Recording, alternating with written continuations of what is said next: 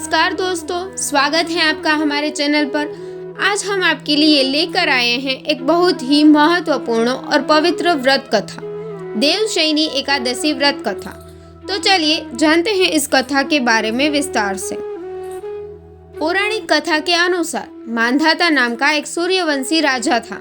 वह सत्यवादी, महान तपस्वी और चक्रवर्ती था। वह अपनी प्रजा का पालन संतान की तरह करता था, लेकिन एक बार उसके राज्य में अकाल पड़ गया, जिससे प्रजा में हाहाकार मच गया। प्रजा ने राजा से इस परेशानी से राहत पाने की गुहार लगाई।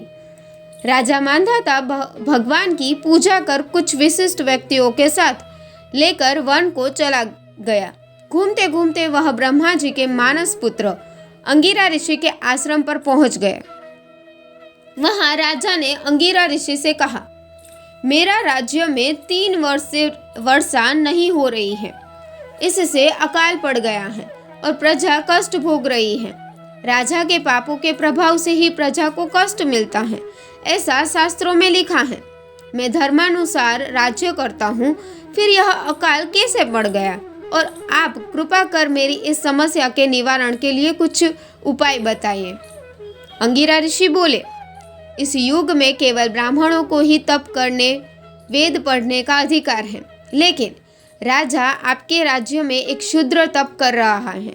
इसी दोष के कारण आपके राज्य में वर्षा नहीं हो रही है। अगर आप प्रजा का कल्याण चाहते हो तो शीघ्र ही उस शूद्र का वध करवा दो। राजा मांधाता ने कहा, किसी निर्दोष मनुष्य की हत्या करना मेरे नियमों के विरुद्ध है। आप और कोई दूसरा उपाय बताइए। ऋषि ने राजा से कहा, आषाढ़ माह के शुक्ल पक्ष की देवशयनी नाम की एकादशी का विधान पूर्वक व्रत करो।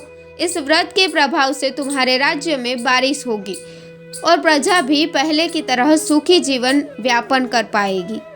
राजा ने देवशयनी एकादशी का व्रत पूजन का नियम अनुसार पालन किया, जिसके प्रताप से राज्य में फिर से खुशहाली लौट आई। कहते हैं, मोक्ष की इच्छा रखने वाले मनुष्यों को इस एकादशी का व्रत करना चाहिए। तो दोस्तों, यह थी देवशयनी एकादशी व्रत कथा। इस व्रत के महात्म्य को समझते और इसे अपने जीवन में अपनाएं। अगर आपको हमारी यह कहानी पसंद आई हो तो कृपया लाइक करें, शेयर करें और हमारे चैनल को सब्सक्राइब करें। धन्यवाद।